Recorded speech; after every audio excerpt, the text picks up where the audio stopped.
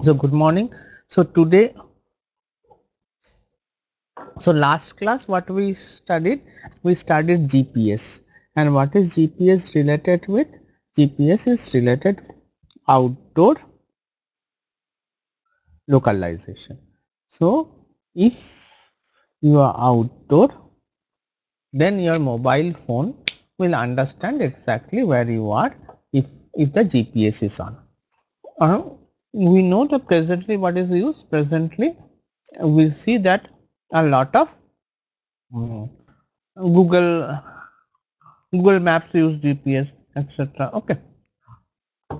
So then, what is the problem of GPS? Let us note it down and move forward. GPS is actually very power hungry. Okay. So GPS is actually very power hungry. So although it may give good results, but power is always a problem. Okay. Power is a problem. So that goes about the outdoor localization, but GPS would not work in indoor setting. It will not work in indoor setting.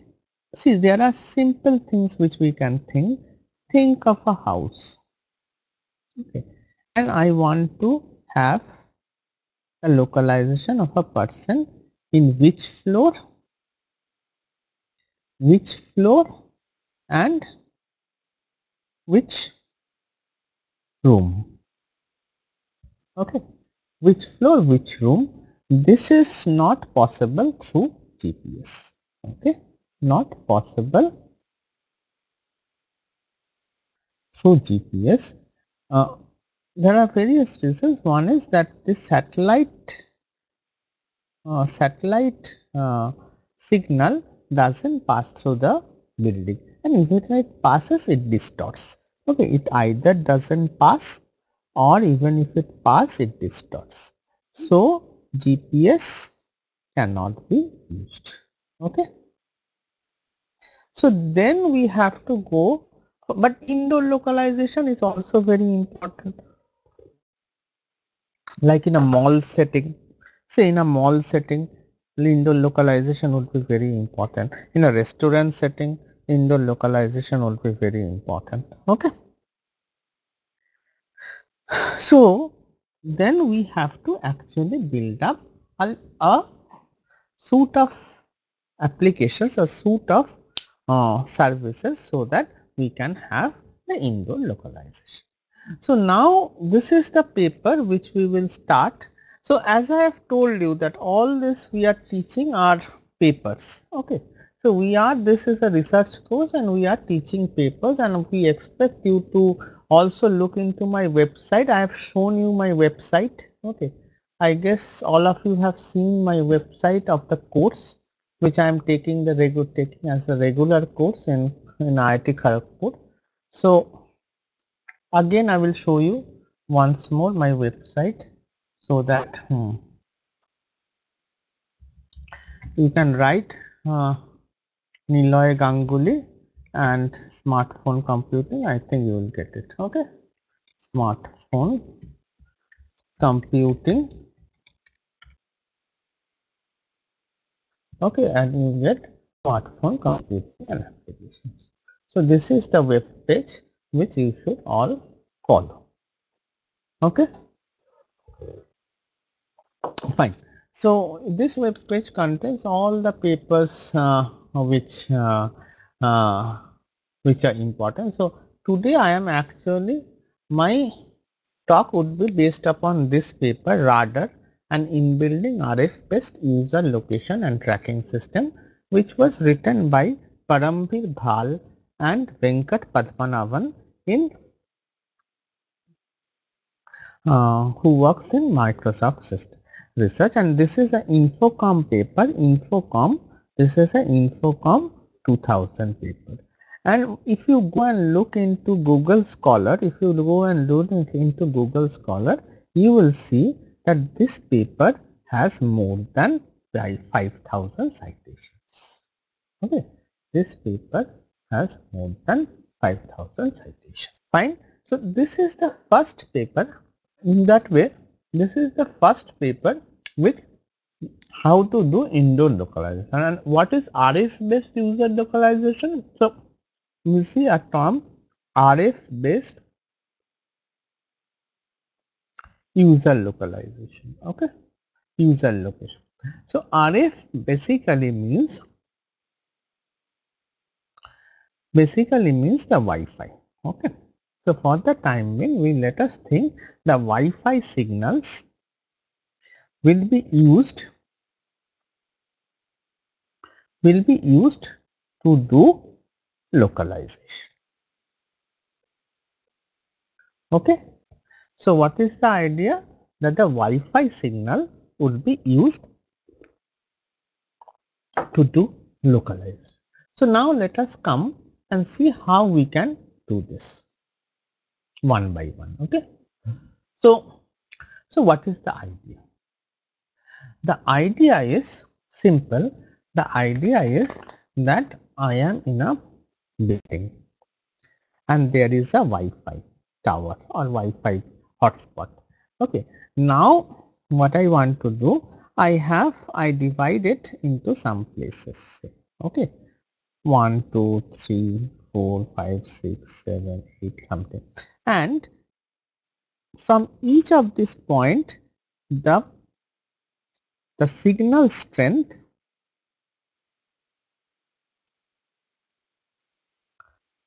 would be roughly proportional to distance. Okay, or roughly correlated to distance. I shouldn't use proportional, correlated to distance. So then if I have a point here, a point here and a point here, so if these 2 points are same from this Wi-Fi tower, if these 2 points are same from this Wi-Fi tower,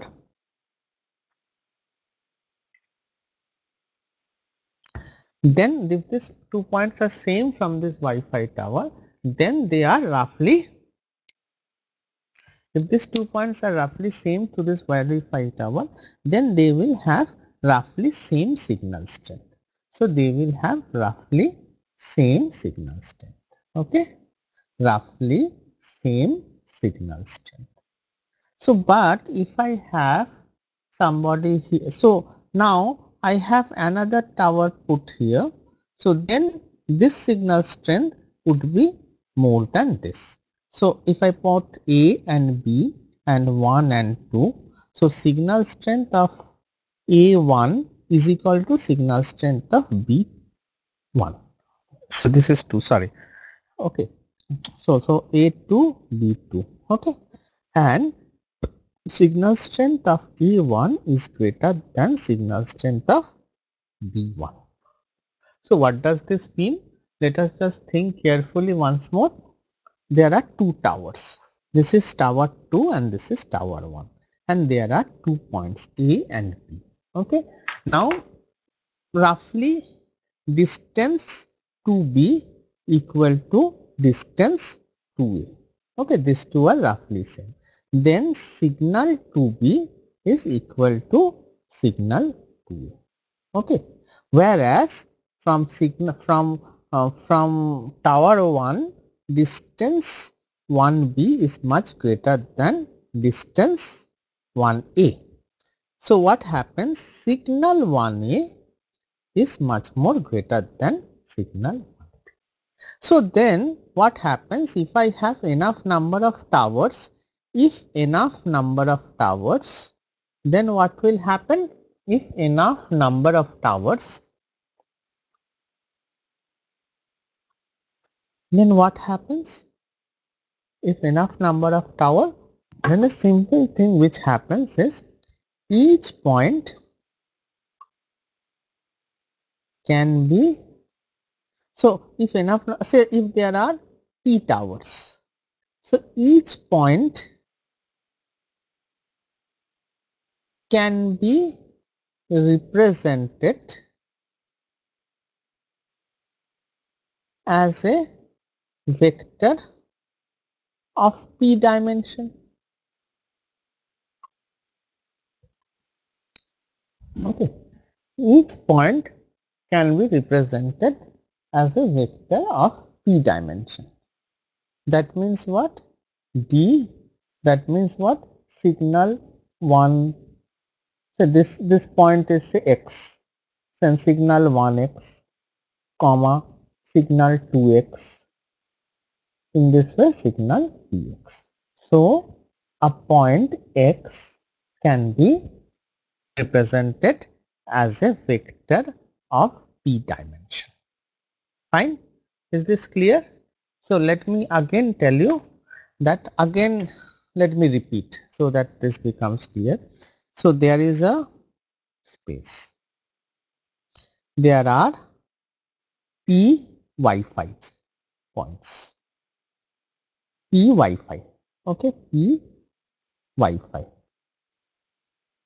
access points, okay, and now you are a point say x. So x will receive signal from all the p access points. So x will receive signal from all the p access points, okay. F will receive signal from all the p access point, and the signal strength can be represented as Sx1, Sx2 up till Sxp.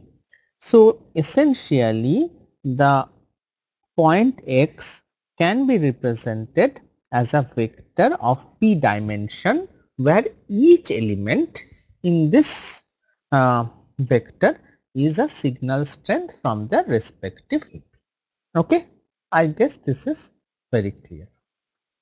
Fine. So then again, let us move forward. So then what is happening? You have, so this is, so with one, again we come to the point of triangulation. With one AP difficult, but with p greater than equal to, typically greater than equal to 3, it is much easy, and this is what we called in one way triangulation. Okay. So then what is happening? We have overlapping coverage and we have location of our surfaces. So the application, I have again told you that there will be a lot of location aware services, a lot of location aware services. Now like you go to a supermarket and you go to an aisle where maybe detergent is sold. So as soon as you are there, your mobile phone will receive some notification of the recent offers in detergent area. So the next point is, what are the other works? Before we go, what are the other works? So other works were mainly done in the space of infrared. Okay, the other works were mainly done in the space of infrared. So the first work which was done was active batch system. Active batch system. And what is active batch system? So other is active batch system. An active batch system was a simple thing that a batch owned by a person emits a unique infrared signal every 10 seconds. So a person was wearing a badge, a person was wearing a badge,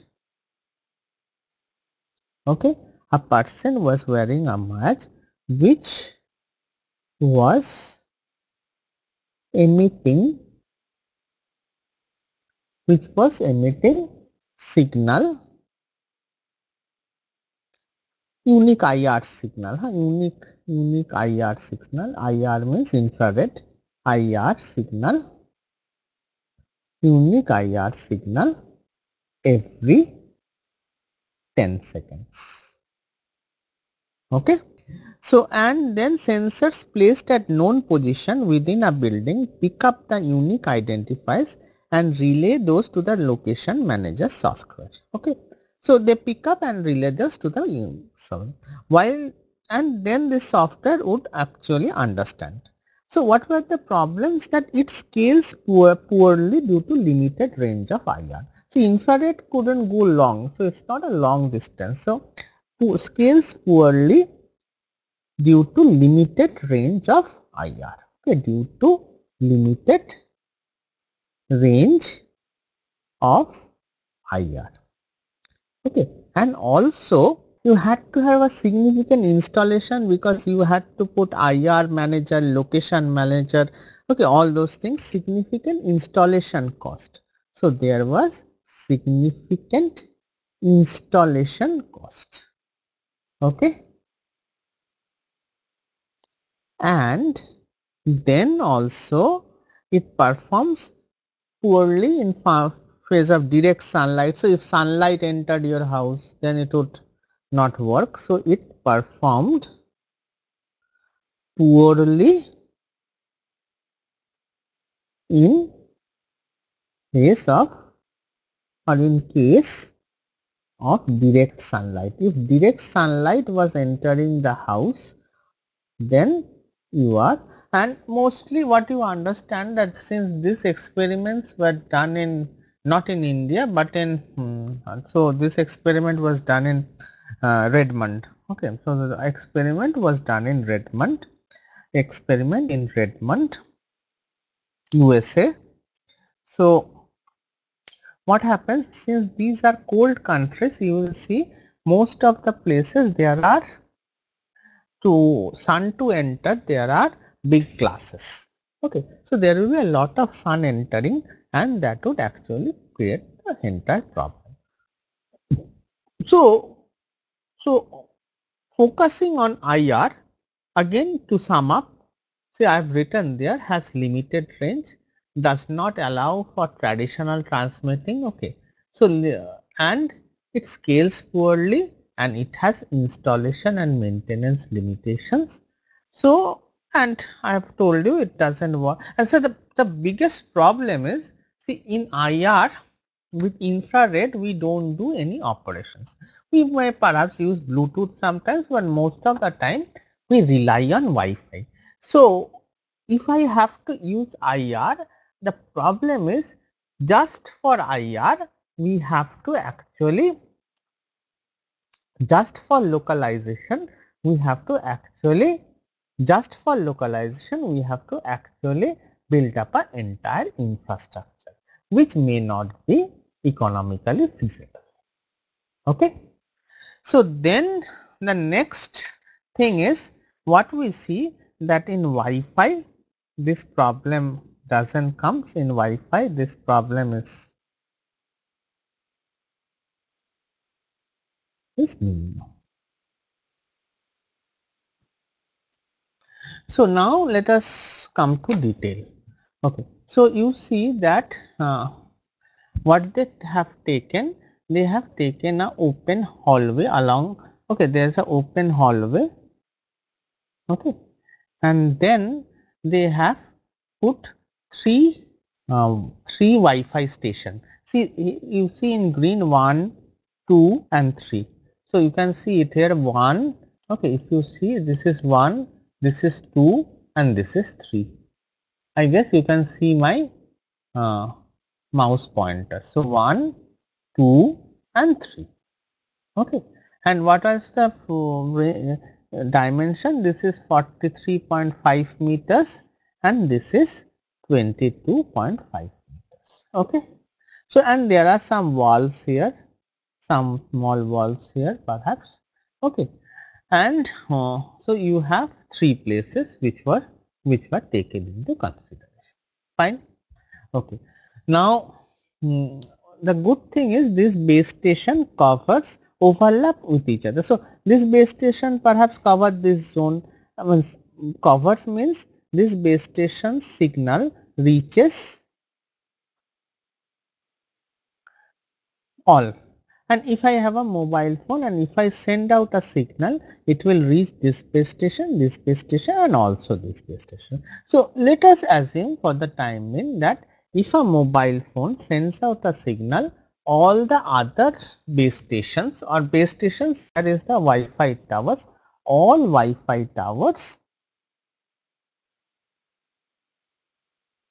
receives signal sent out by a mobile phone. Okay. So what is happening? I am a mobile. So there it can be two ways. One way is I am a mobile phone. Okay. And I am sending out a signal and all the base stations receive the signal. Okay. Or the base station sends out the signal and each mobile phone receives the signal. So this can be both ways, but remember that signal strength may not be same. So this is an interesting thing, that signal strength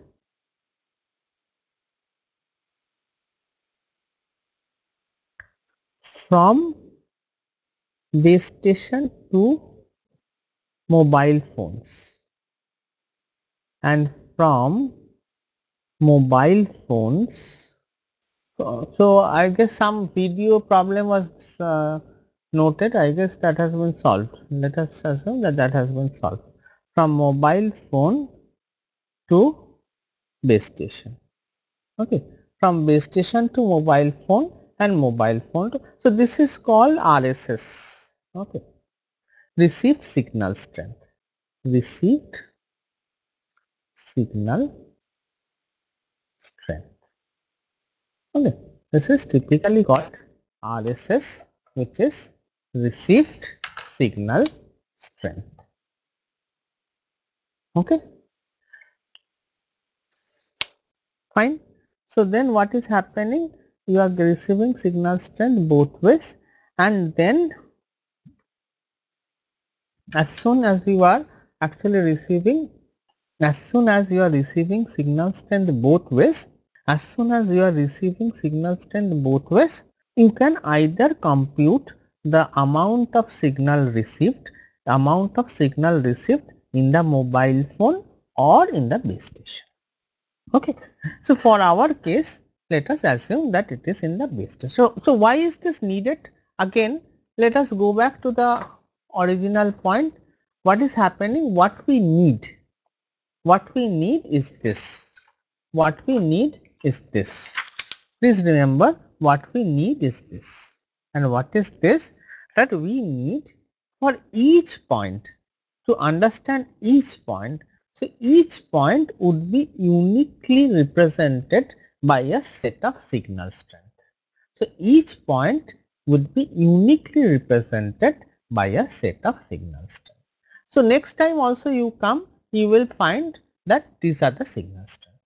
Okay. So what is happening? So that's why I have to calculate the strength of signal. So the signal strength, I have to calculate the strength of signal which is received from the base station to the mobile. So then for this case, as mobile phone or mobile agents, what you tell, mobile phones receive signals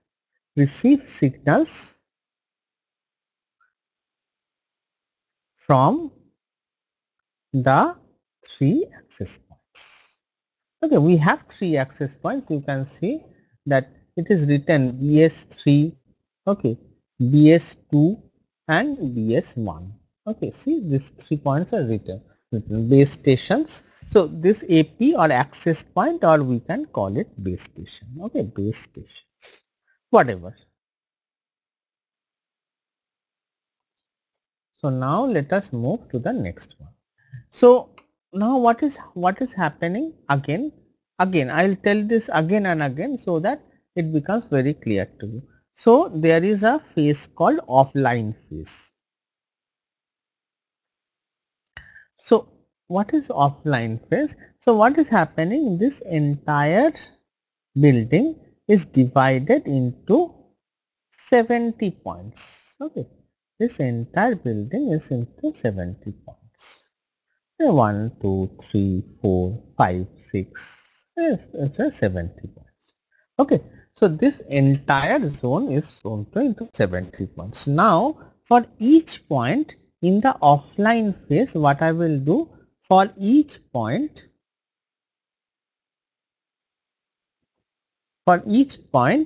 I will actually develop the signal map.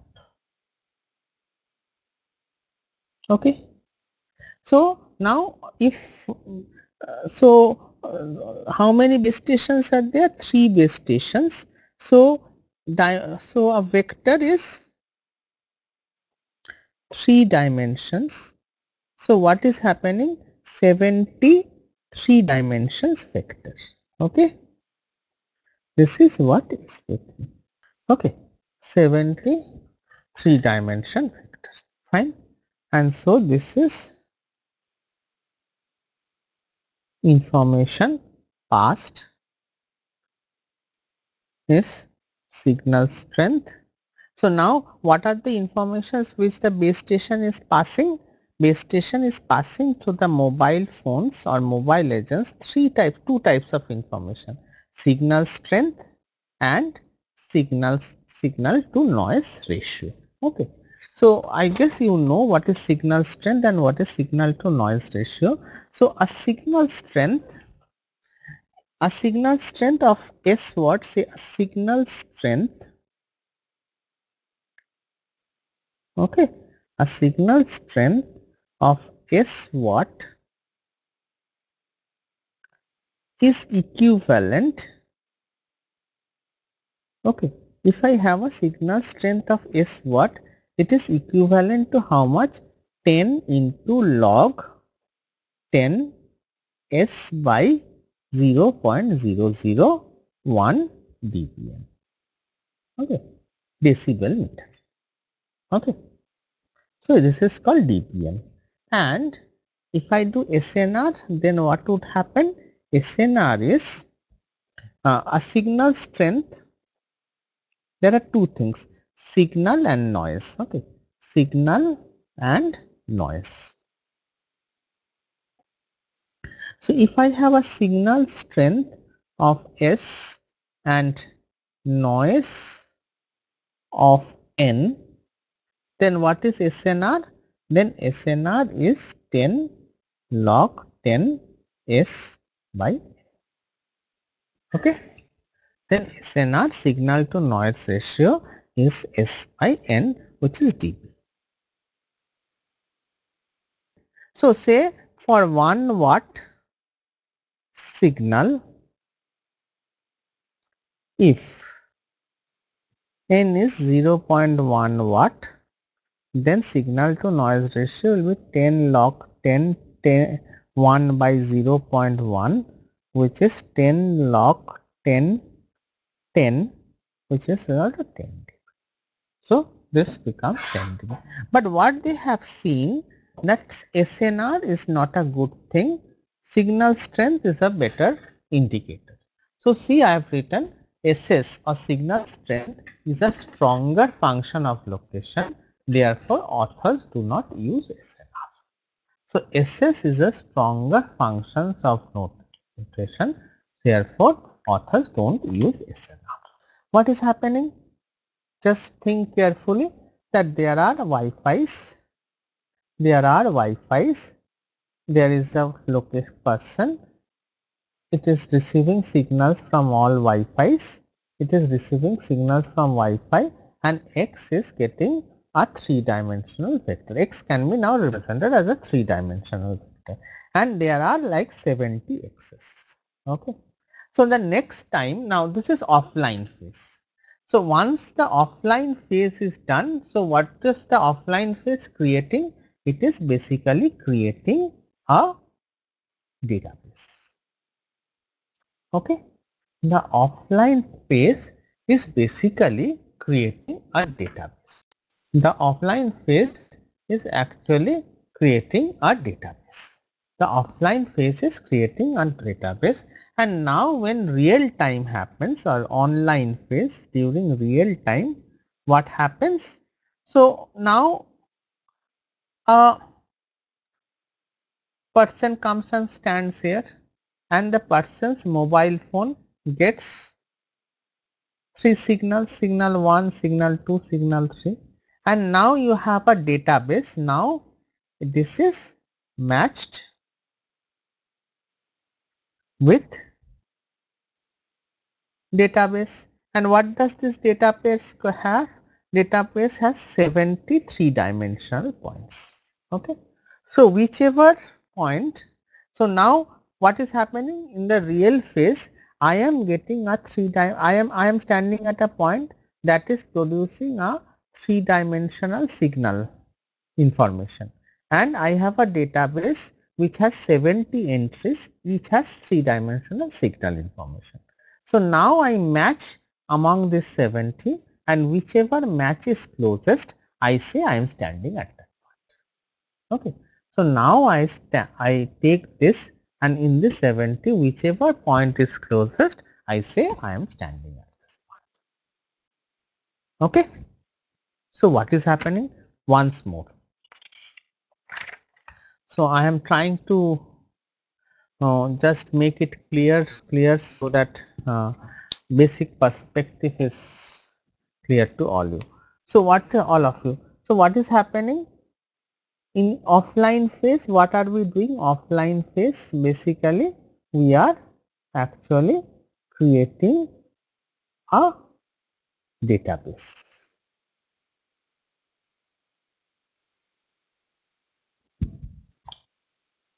Okay, offline phase we are actually creating a database.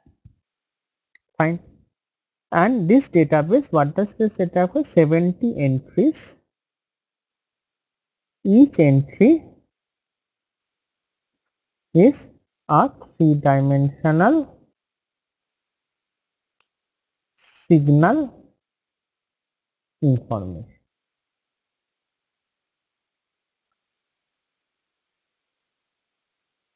Okay. Now we come to the online phase. Now we come to the online phase, and now what we do? Now we come to the online phase, and we get a 3-dimensional signal information. 3-dimensional signal information. So this is matched with the 70 entries. Okay, this is matched with the 70 entries, and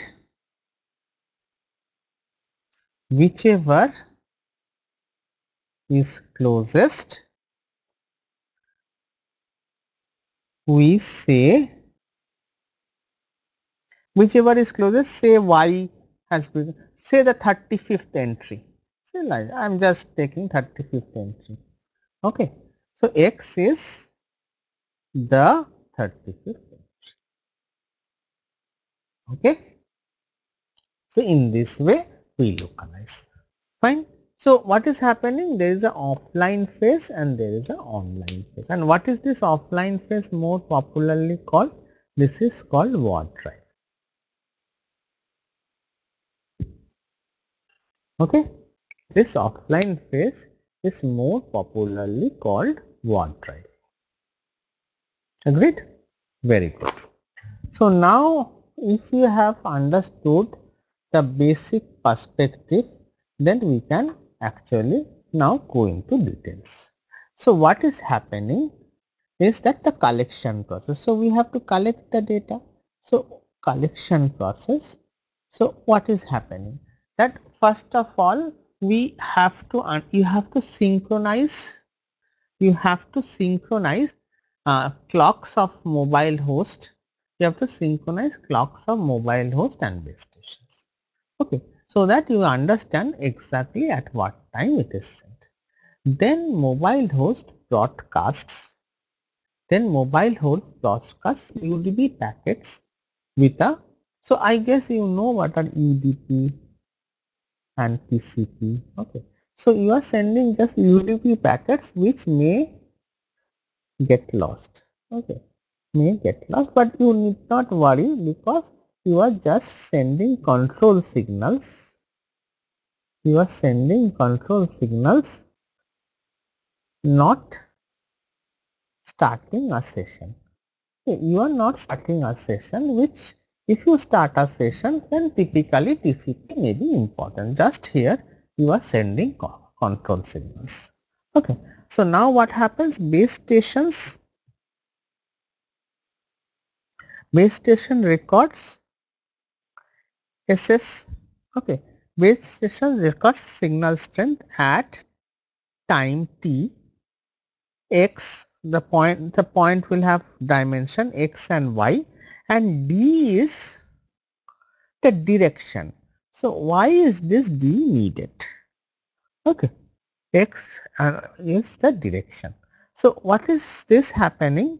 So see, I have the base station here, and I am taking a reading here, and I am standing here. Okay, I am standing and facing. So this is say east, and this is west. So eastward is the base station. Okay, eastward is the base station, and I am standing with my face towards west and taking reading. While I am standing and with my face in the same position, I am standing and facing east and taking reading.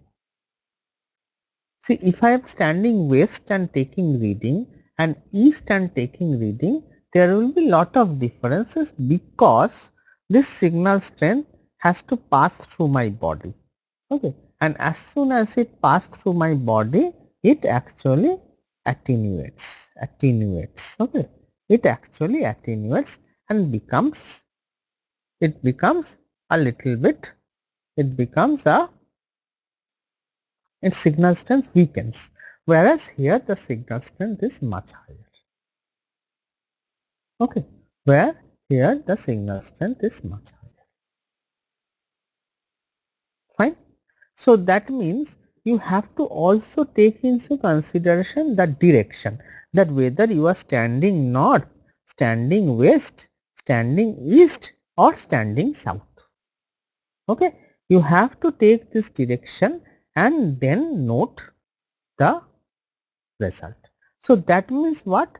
Now see, offline phase, we initially told that there are offline phase, there are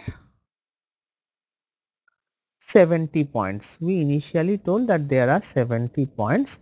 So now, and there will be 70 entry in the database. This was what we were telling.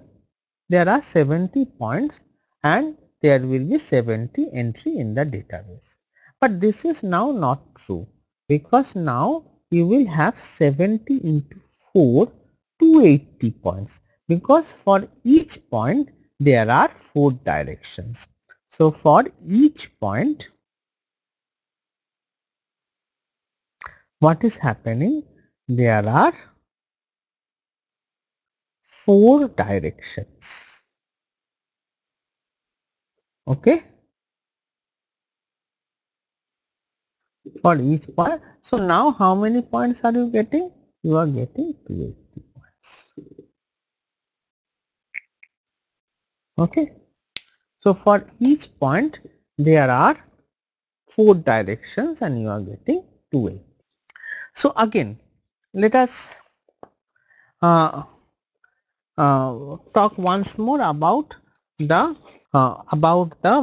simple way of let us then talk about the simple way of how data is collected. First of all, what is happening?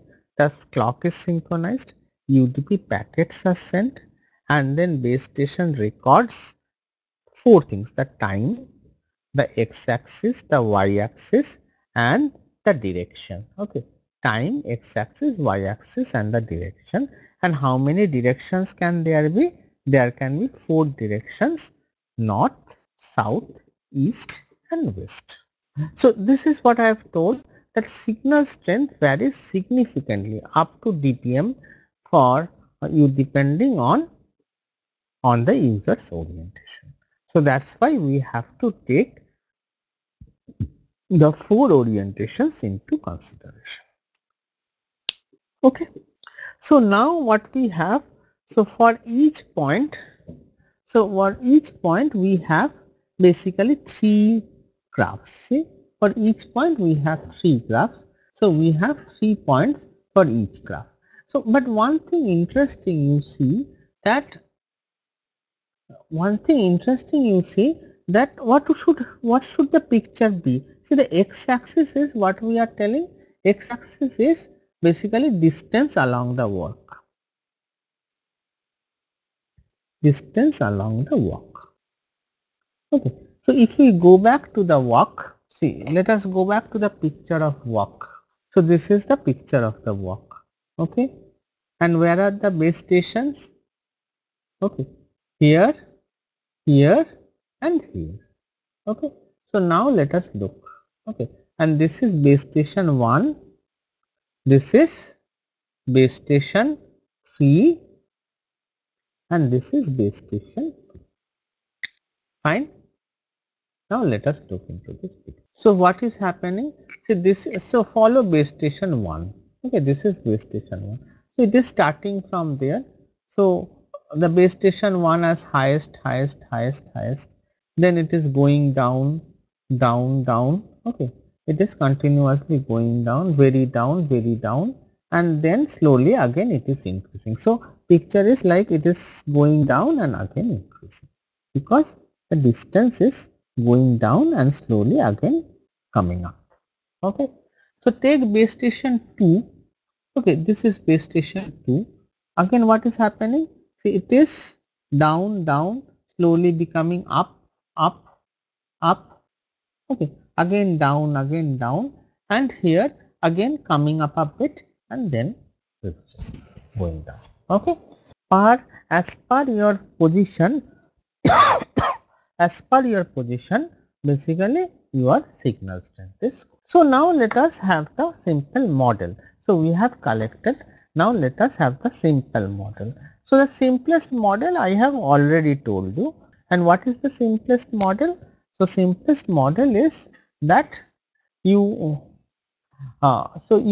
use data points gathered from offline space to construct search space for nearest neighbor. So what we have, the database we have created. From the database we are creating the nearest neighbor search space. So this is what nearest neighbor search space. Okay, we have the nearest neighbor search space. So as soon as we have nearest neighbor search space, user sends ss comma t and search space previous data for xyd that corresponds. So and ss comma d, and you get from ss comma 3 you get xy. So what is happening again? What is it storing? T, x, y. So again the database schema, let us think carefully. Database schema has T, Y, X, Y, D, SS1, SS2, SS3. So this is what it has. Okay, X, T, X, Y, D, SS1, SS2, SS3. This is what they have. And what is been returned? So you are sending, now you are sending SSI, SS, you are sending, for you are standing at a point X and you are sending SS1, SS2, SS3, and the point which has closest SS1, SS2, SS3 according to it, that point is chosen and x comma y comma d is returned. Okay. So x comma y comma d is returned. So what is happening in the database? What we have stored? We have stored t, x, y, d, ss1, ss2, ss3, and a new point x is getting ss1 hat, ss2 hat, ss3 hat. Now we are matching with the database. Whoever's match is closest to ss1, ss2, ss3, that points x, y, d is returned, and this is the location of the mobile host or mobile phone, whatever you want to say. This is the location of the mobile host or the mobile phone, whichever you want to say. Very good. So as soon as this is done, then we can think what are the results which can happen. So see this. This is a picture which you should now learn to study. So what are the other competing techniques which can be used? What are the other competing techniques which can be used to compare? The first is strongest BS. Okay. The first is strongest BS. What is strongest BS? The strongest base station. So what is happening? You have, so the point in real time, point X gets 3 signals,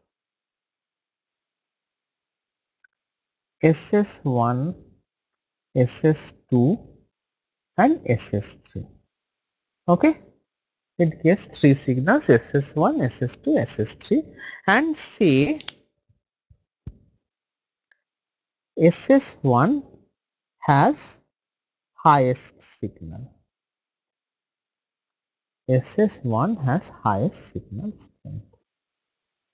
Okay, that is SS1 is greater than SS2 and SS1 is greater than SS3. Okay, SS hat. Okay, then the algorithm says that location is base station 1. That means what? If you see this picture, the system says either your location is here or here or here.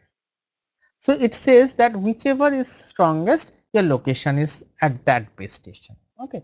So this has some sort of justification also. This will be robust, that you see whichever signal strength is highest, you are telling that base station is your location. But you may be here, you may be here, you may be here. This error would come. Okay, this sort of error would come. Okay. So but the error would be actually limited to the circle which the tangent of the circle would join. So if I join this 3, what would be the errors? Think, if this is the algorithm, okay, if I join this 3, if this is the algorithm, what would be the maximum error? So maximum error would be basically half of the maximum distance among the pair. So what would be the maximum error? Maximum error would be half of the maximum distance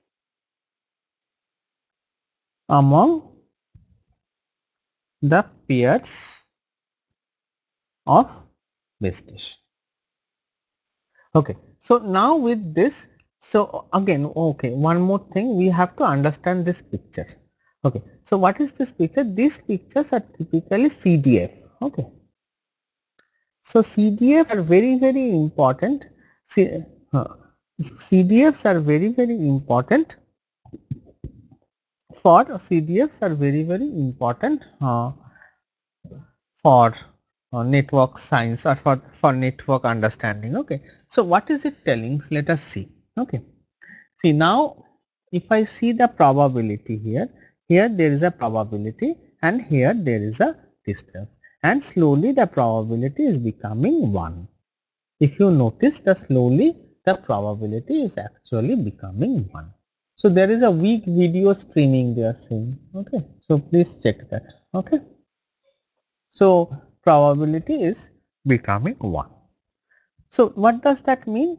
See, that means if I say here it has become 1 and this is 20 meters, that means all the errors would be less than 20 meters.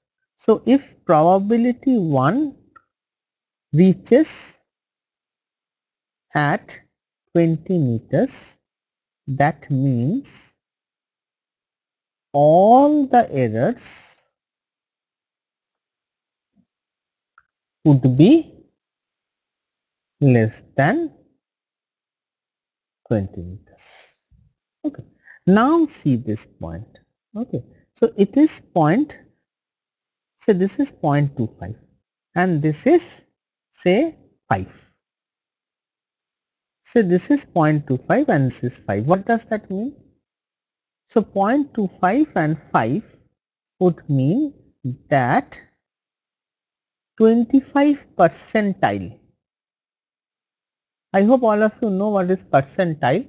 So 25 percentile, okay, 25 percentile of error would be less than 5 meters. So that means what? If I have 100 experiments, if I have done 100 experiments, out of which 25 experiments of 25 results, the error would be less than 5 meters. What does error less than 5 meter means? What does error less than 5 meters mean? Again, let us think. So what is happening? This is, you are standing here and they are identifying you here, and this error is 5 meters. So what is happening? Basically in localization, what is it returning? Ultimately it is returning x, y, d. Okay.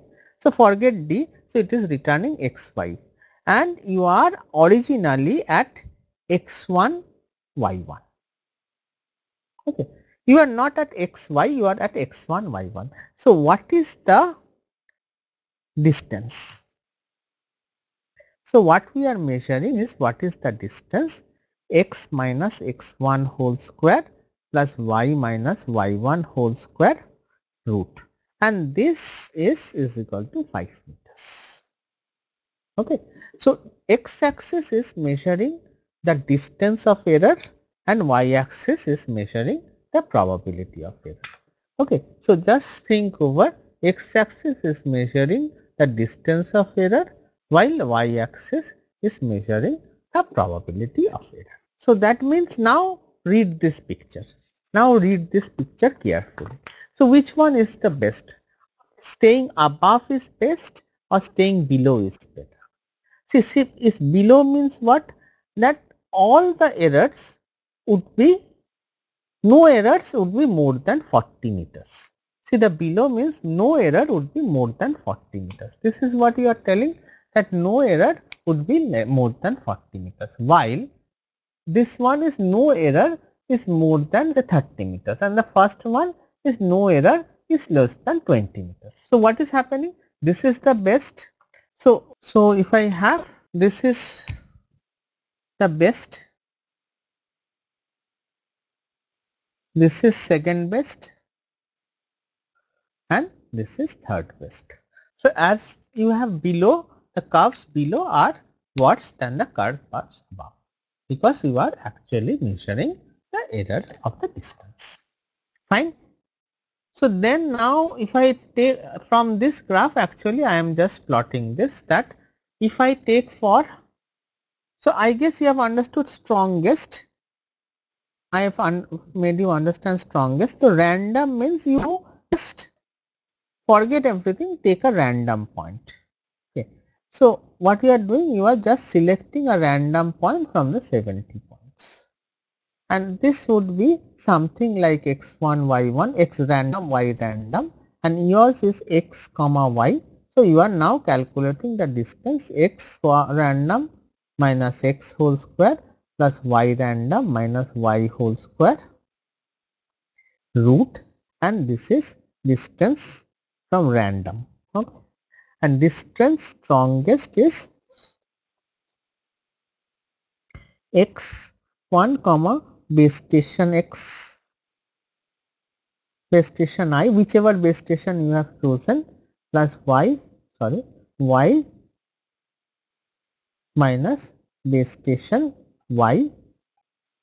This is distance strongest, and distance radar is what, x comma x1 same plus y minus y1 square. And how are we getting y1 and y? We are getting through online matching. Okay. So you have three distance, and what we see in the empirical means radar or empirical, we can say this is empirical. The 25th percentile, in 25th percentile, that means what, 25 percentage of the day, in 25 percentage of the result, it was 1.9, the error was 1.92 or less. So that means you are having an error of 1.92 meters for 25% of the case. But if you see for the strongest, it is 4 point, so they are having a much more error, that to 4.54, while in random it is huge, it is 10.37 meters. So 1 meter is like 3, you understand, it is like 1.92 meters means around 5 feet or 6 feet, while this is like 25 feet, so it's huge. Okay. For the 50 percentile of the cases, what is happening? For radar, it is, for the empirical, it is 2.94 meters, while for the strongest it is 8.16, for random it is 16.26, means that's huge, 16.26 meter. While in the 75th percentile case, we see that empirical is still very good, 4.69, strongest is 11.5, and random is 25.6. So that means if you notice carefully, what is happening is that 4.69 means the 75th percentile of error and the 25th percentile of error in strongest are roughly same. Okay. So that is very good. So now let us think, how can we improve it? So this is good, very good, but can we improve it? So now what can we do? Okay. So let us again think of the calculations which we do. Again let me repeat the story. What was happening? There is a offline phase. Okay. And this offline phase, you have created a database. Okay. Online phase gives a new vector.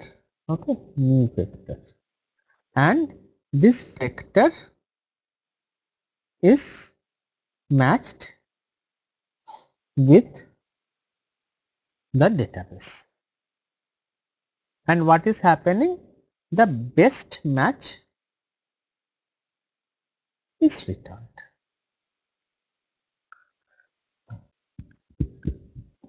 Now I am telling that no, not return the best match, return k best match.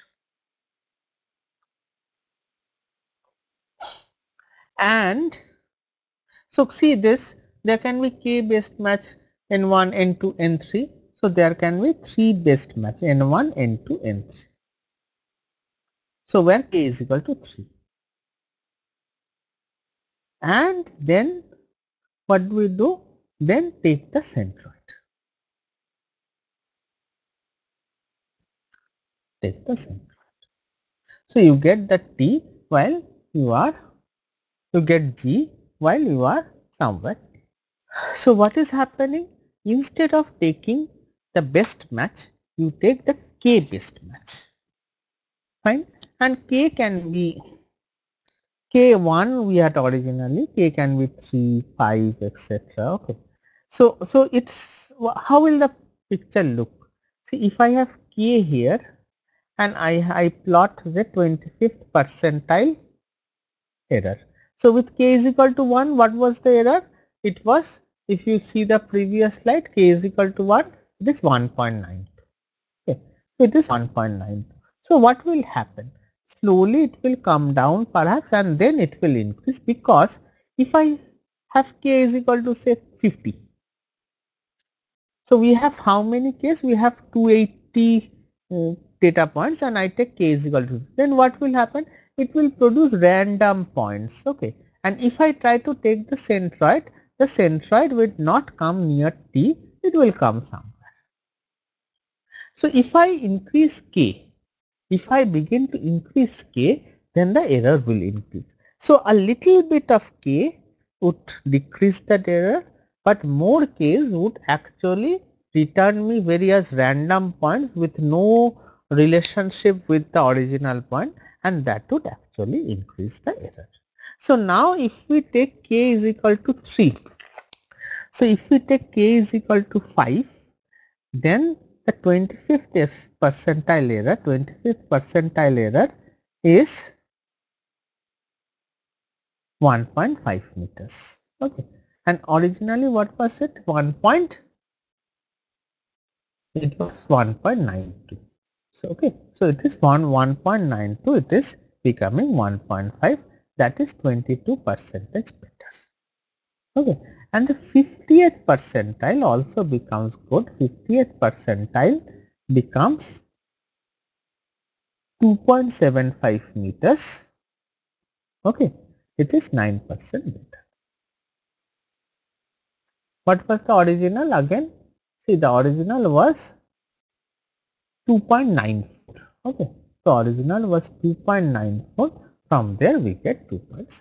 So this is one. The next question is, so can we make it even better? So again and again we have to think 1.5 is good, but can we make it even better, or can we have some other? See, one difficult thing which we have done is that for each point, how many data points we have kept? We have kept 4 data points. That is, we have kept data for north, data for south, and data for east and west. So for north, for east, for south and west. And we know that signal strength varies widely. So say if I take SN, SS, SE and SW for say 1, the base station 1. Okay. We will see SN1 is greater than, perhaps I am telling, SS dash, SW dash. Again, what can happen, that 2, for 2 it can be opposite. Okay. It can be like this. Okay. And for 3 it can be even much different. Okay. It can be like, it will be something like this. Okay. So now for each point, what they suggest, instead of keeping all these points, for each point just keep the strongest signal. For each point keep the strongest. So this would be better, then a point would actually be very well represented, because you are taking east, west, north, south, which actually creates a little bit of east, west, north, south, which actually creates a little bit of little bit of instability, because you move a little bit east, your things are changing, yes, things are changing. So instead of doing that, I am taking the strongest and building the database. So what is the database now? What is the composition of database now? Database now, instead of 280 entries, no, it has 70 entries. Okay, so one for each point, one for each point. Okay, it has 70 entries, one for each point, and one for each point. And what is happening? It has 70 entries, one for each point, and each entry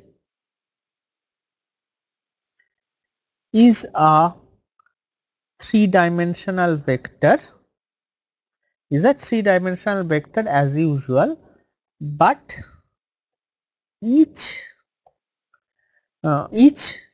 entry in that vector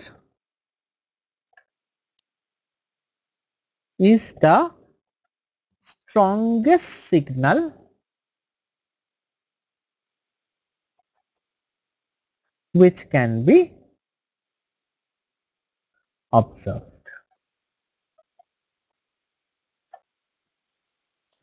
Okay, which can be observed.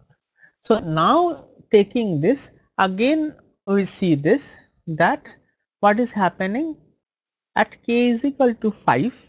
So strongest signal and k neighbors. So we take the strongest signal and k neighbors. So then we can see that at k is equal to 5, what happens? If not k is equal to 5, see at this point. So original was 1.92. At this point, this becomes 1.8. Okay. So instead of 1.92, this becomes 1.8, and this becomes, this was 2.94. If you remember, this becomes 2.67. And now if you increase k, it again get down much better. Okay, it get down. So what happens if you average over 2 to 4?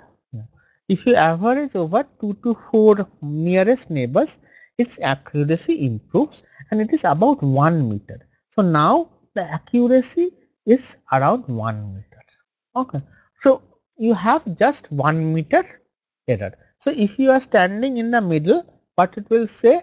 It will say that at most it will make an error of 3 feet. Okay. It will make an error of 3 feet. So now what has happened? See, the database creation, we have made it much more intelligent. What intelligence did we do? In the previous case, we were actually keeping for each point, what we were keeping? See, for each point we were keeping t, x, y, d, okay, s1, ss1, ss2, ss3.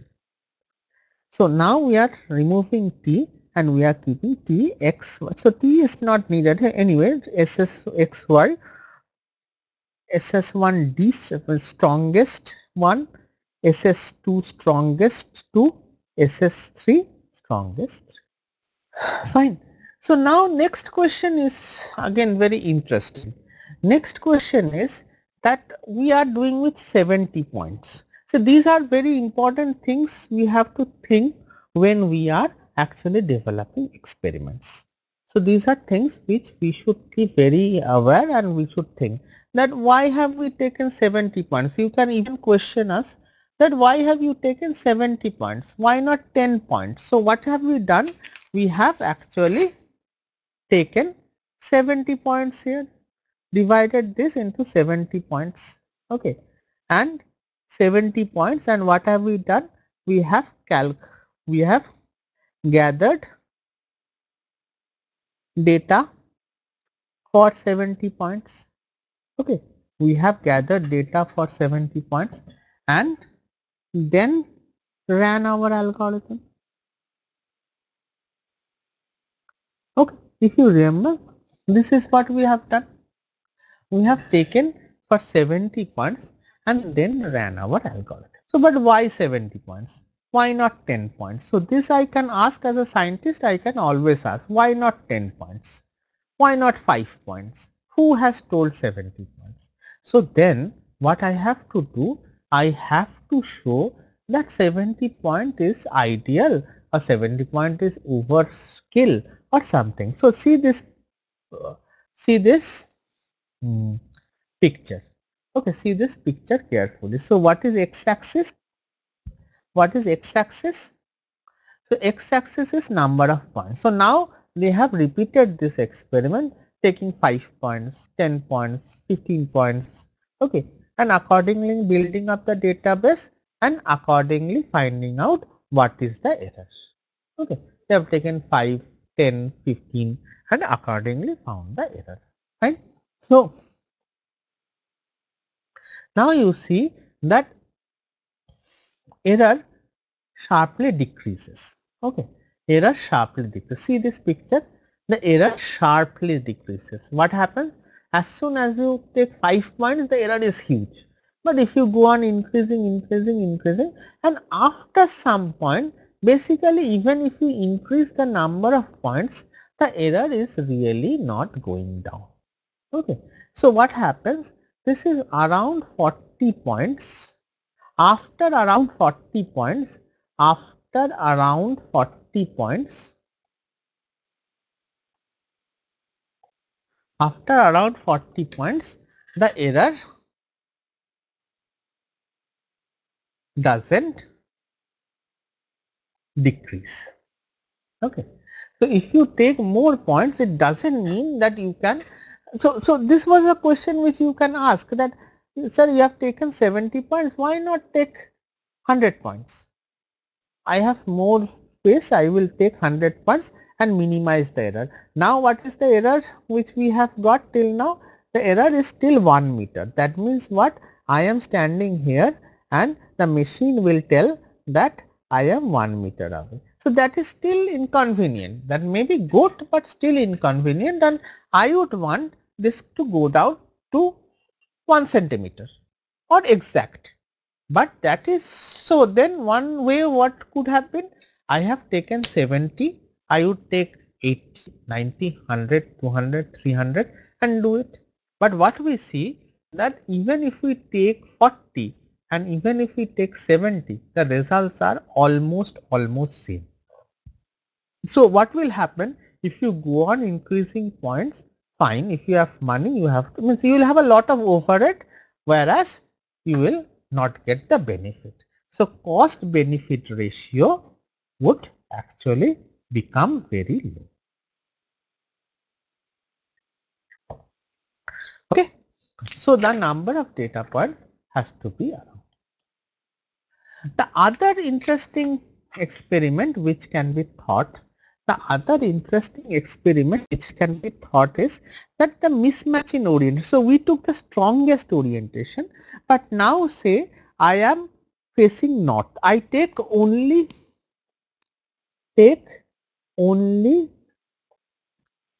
the readings. So we are taking this reading T x comma y comma d. So I take the readings where d is north, only north, okay, with the direction as north. So what we have done, see again, just be clear that in the beginning what we have said, we have told that we take 4 directions, okay, we take 4 directions, okay, so we take 4 directions. Next, what did we say? Next we said, no, not 4 direction, we take the strongest direction. We take the strongest direction. Okay, and so strongest direction means for one signal it can be north, for the other it can be west, for the other base station it can be east. It doesn't matter. Now we are telling we take only north. Okay. So in the offline phase, we take only north. And in the online phase, we take only south. See, this is bad. So what is happening in the offline phase? Offline case, you have built up the database with north facing, and in the offline case, you are actually building up the case. In the online phase, when you are testing, you are putting all the person as south facing. Okay. So the people were north facing in offline, and the people are now south facing in the online. So this is the worst case. So see, for an experiment also, this worst case scenarios need to be tested, because that also shows that how good the system is. And what we see is that in this case, the 25 percentile case is 2.95 meters. The original was what? How much? 1.94, and we have gone down to 1 meter. So the worst which can happen is 2.95. So the best can happen as 1 meter, the worst which can happen is 2.95. So also these are all static agent, but we can think that people will be moving. Okay, these are static agents. So all these things, what we are doing, we have created a database, and then at the online phase a new person is coming, and what is the new person doing? The new person is basically, the new person is basically, what is he doing? The new person is basically standing at a point, and accordingly we are collecting the signal, and once we have collected the signal, what we are doing? Once we have collected the signal, basically we are actually trying to see that that signal corresponds to which point. But there can be cases where the person is moving. It is not that the person is standing, you have to have a person moving, and can we do that? Okay. So then what we have to do? We have to take samples. Okay. The person is moving, we have to take samples, and accordingly we have to decide. So the person is moving, the person is here, then here, then here, then here. So we take sample 1, sample 2, sample 3, okay, sample 4, okay, and then we average. And what we find, that if we have a see the result, sliding window of 10 samples to compute mean signal strength. So we take the sliding window of 10 samples, and we found that our result here is a bit bad, but not bad enough. So 19% worse than that of stationary. Okay, 19% worse than that of stationary. So here the result has become a bit bad, but not as bad as expected. So all this is very fine. We are getting, so what is how we have done? We have done a ward driving. We have done ward driving. From ward driving, we have created a database. And then what is happening? There is the online phase. In the online phase, we are basically matching the database. And this matching, we have seen it various ways, that we have simple matching, we have K matching, we have strongest matching, okay, we have strongest matching, and we have weakest matching. Okay, all this we have seen, but one problem is there. The problem is, who will create this database? So this database creation is costly. Think what you have to do. A volunteer or a person has to go to all these 70 points, stop, note, again come back, and this point has to be done multiple number of times. This 70 points has to be done multiple number of times, unless you create a stable database. So that is costly. So then what can be done? Can we actually calculate? So essentially what are we doing? Essentially what are we doing? We are estimating, or we are actually finding out the signal strength of each point with respect to the base station. Okay, we are actually finding out the signal strength of each point with respect to the base station. Is that clear? So we are actually finding the signal strength of each point with, so base station has say xb, yb, and the point is say x comma y. So now basically we have a distance x minus xb, okay, y minus yb whole square. Okay, we know the distance from point to base station. Okay. Now can we build a function on this distance which will output the signal strength? So what is happening? I want to have a function where I will input the distance, and what will be the output? The output would be the signal strength. Okay. So this is what I want to do, because then I know I know each points, I know the distance, I know each point, I know the distance. So it is a simple thing. I will put a formula and accordingly I will create the database. For this 70, I don't have to put people going there here. I just create a database through using this formula. Because for all this 70, I know the x1, I know the coordinates x1, y1 and x70, y70. Okay. So this is a question which we want to ask now, because the limitations. So again, what is happening? You take all this, now if the base station moves, you have to adjust the access point. So once you have to adjust the access point, everything changes. Okay. Once you have to adjust the access point, everything changes.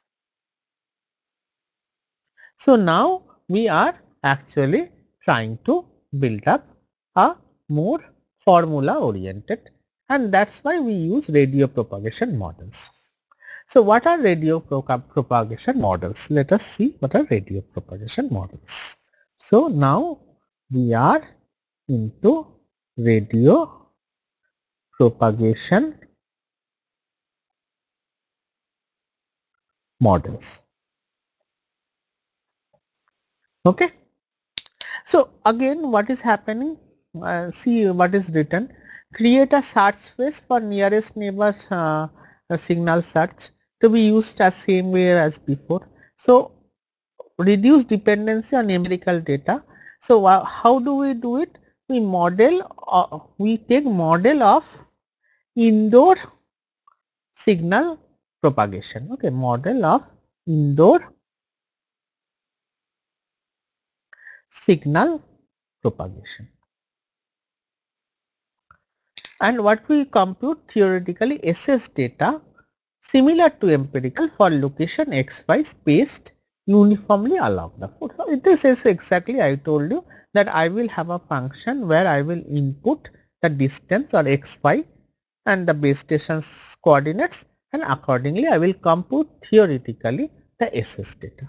Okay. So performance of method depends on accuracy of model. So see, one thing we have seen now carefully, that our model, if we take the data carefully or data correctly, then our model is good. So now this our method is good. Now we are now calculating the data instead of collecting empirically, which we did and it was very good. But now instead of empirically collecting, what we are doing, we are basically generating it theoretically. So performance of method depends on accuracy of model. So what we have to take into consideration?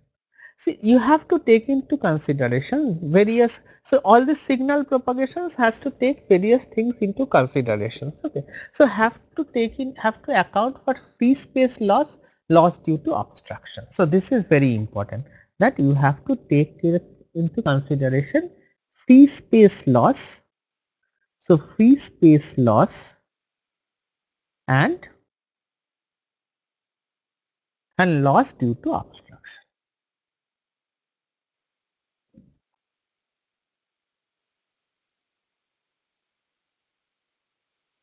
Okay, so these are the two things which you have to.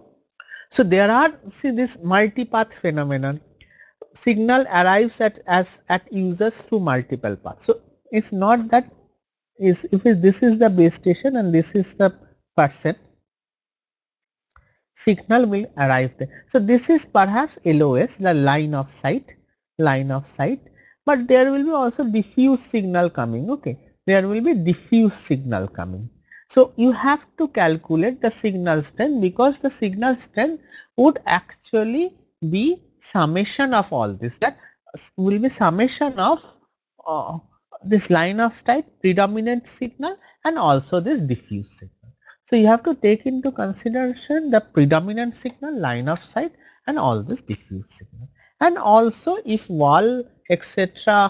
is there, each building is there, if wall etc. is there, that has to be taken into consideration, because that will attenuate. So I guess these things are clear. So there are some interesting models.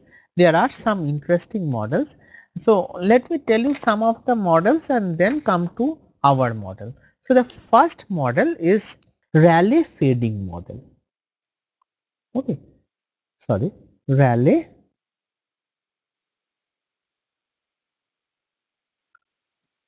fading model. What is Rayleigh fading model? So Rayleigh fading model is a small scale rapid amplitude function. So it describes small scale rapid amplitude fluctuation in absence of strong received component. Okay, so it can actually take small scale. So this is a complex model that way, that it can take into consideration. It can take into consideration small scale rapid amplitude fluctuation. Okay, small scale rapid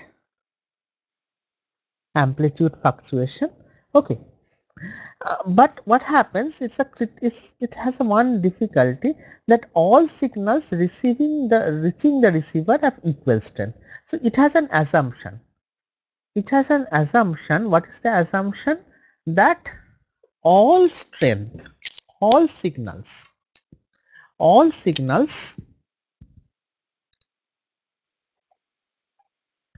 reaching the receiver are of equal length, equal strength. So but this is not true here, because the receiver is the mobile phone and signal is coming from base station 1, base station 2. Okay, so and there can be a lot of, so this signal and this straight signal may not be same. So this assumption doesn't hold. So the next model, which is even a better model, is the Rickian distribution model. Okay, but Rickian distribution model, see, ultimately we are not here to make or choose complicated models. Frankly, we are here to solve the problem in a simple but elegant way. And Rickian distribution model has a lot of model parameters, okay, which are difficult to estimate. Okay, we have a lot of model parameters difficult to estimate. So then what we have a simple floor attenuation model. So come here, we have a simple floor attenuation model which takes into consideration different building layouts and accounts for large scale path loss. It has some adaptations. It doesn't take into consideration the attenuation due to floor. So as it happens, the signal also gets attenuated. So if you have the signal, it can get attenuated due to float. Okay, signal that it can get attenuated due to float. So that is not taken into consideration, only focus on walls. So what is happening? You are making a simple thing where you are actually doing the attenuation due to walls, because floor attenuation is difficult to understand because some floors may be smooth, others may be rough, and it is very much dependent upon from where you are talking. If you are a short person, you will talk, your floor attenuation may be more. If you are if you are tall, your floor attenuation may be less. So that is not taken into consideration, and this way hmm, the model is built. So now let us see the formula. So what is PD? PD, so PD is the signal. PD is the signal strength. Signal strength at distance t. Okay, is equal to PD0. What is PD0? PD0 is the signal power at some reference distance. We will calculate this reference, but some reference distance. And then what is D? D is the transmitter receiver separate distance. So D is the transmitter receiver separate distance. This is, I told, base station to your point x1, xy. Okay. So base station point to your point xy, because transmitter is the base station and receiver is the mobile host, okay, or the mobile phone. Okay. So transmitter receiver distance. C is the maximum number of obstructions up to which attenuation factors makes a difference. So see, if there are too many walls, if there are too many walls, after sometimes if you have 5 walls or if you have 10 walls or if you have 15 walls, it really doesn't matter. That's why as long as NW, where N is essentially the path loss, okay, N is the path loss and W is the number of walls, okay, less than C, as long as NW is less than C, it is fine. Otherwise you have a constant attenuation, which is C star WAF. So it is happening.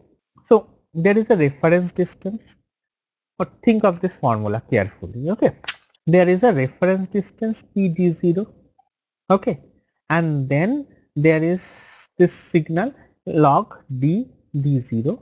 See, if D, see why this is minus, if D is greater than D0, then what would happen?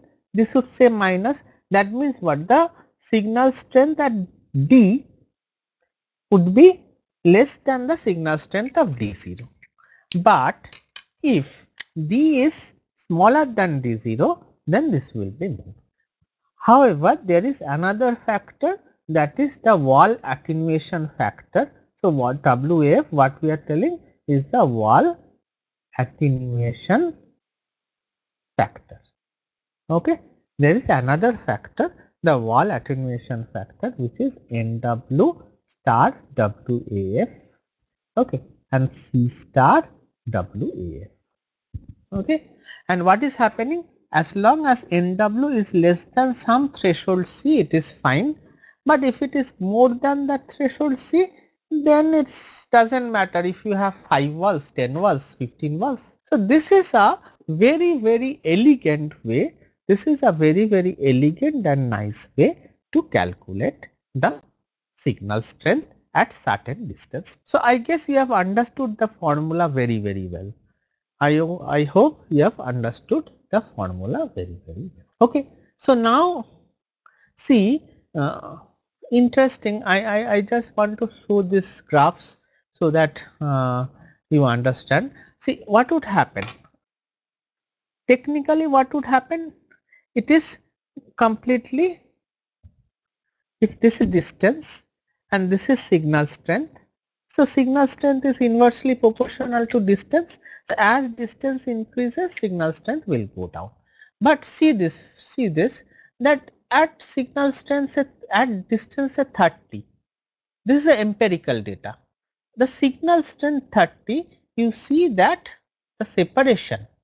the separation of signal strength at distance 30, this is also at 30, this is also at 30, but this point has much less signal strength than this, because this point is further attenuated by this. This point is further attenuated by these walls. Okay, so although, so if you think this is 30 meters and this is 30 meters, but here is a wall, so the signal strength here is signal strength at x is much more than y. So what you are saying, that same 30 meters you are seeing a point here, you are seeing a point, and that is actually taken care by this artificial or by this theoretical formula. See, you are saying that same strength but same length, same distance, but you are seeing different signal strength. See, at 25 you are saying various signal strength, because what is happening, this wall attenuation factor is taken into consideration. So this wall attenuation factor is taken into consideration. So next, see the result. So then you have to have the model parameters calculated. Okay. So what were the model parameters here? So we said that previously we talked about Rayleigh distribution, Riccian distribution. We talked about Riccian distribution, and we told that it has various model parameters. I didn't talk about it, but it has various model parameters, and there is no point if I have to calculate a lot of model parameters, it is actually a bit of problem. So what is happening? Is that, see, I have what are the model parameters here? There are two model parameters. See, one is D0, okay, another is N. Two model parameters. So because you have to have the path loss, this is path loss, and you have to give the signal power from a particular distance. Okay. So now what they do is, see, they calculate the model parameters for each from base station 1. So each base stations can have different model station. So you see, first two lines are model parameters, third is the error. So we will concentrate on the first two lines. So first two lines, think carefully. Base station 1, PD0 is 57.58, okay, and N is 1.5. Okay. The second is also close, 56.95, 1.45. The third is also close. See, the parameters are very close. Okay. So, and what are the errors? See, error is 0.81, 0.65, 0.69. So fine. So now if the system has to be even simpler, then what should we do? We should have, so instead of having model parameters for each base station,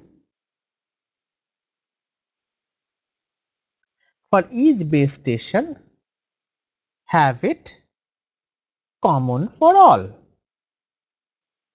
Okay, have it common for all, and we have it common for all, and you see that we have taken 58.48 and 1.523 by averaging, and then also what is the error? The error is 0.72, which is much better than the first one. It's a slightly lower than the, slightly worse than the set for base station 2 and 3. So what is happening? If you take a single model parameter, which will work for all base station, even then you are actually doing very good. So it is a very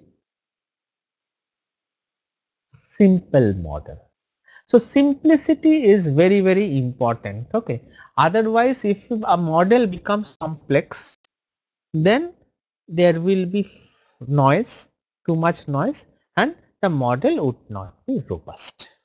Okay, it would actually be unstable to parameter changes. Now let us see that what we see is this is the empirical data, and this is the theoretical results. Okay, so about the signal strength. What is the empirically calculated signal strength? Empirically calculated signal strength and theoretically calculated. So theory comes like, the empirical comes like. So it is not bad. See that it is not exactly, so that is theory. That theory will always not give the exact empirical result, but it is still mimicking experimental results or empirical results very good. And then if we come to the result, in the result we see surprisingly for experiment for 25th percentile we see that it is 1.86 meters, while where for our empirical what was the result, it was 1.92. So it is better than empirical for 25th. However, for the 50th, so what is happened, why it is better than for 25th?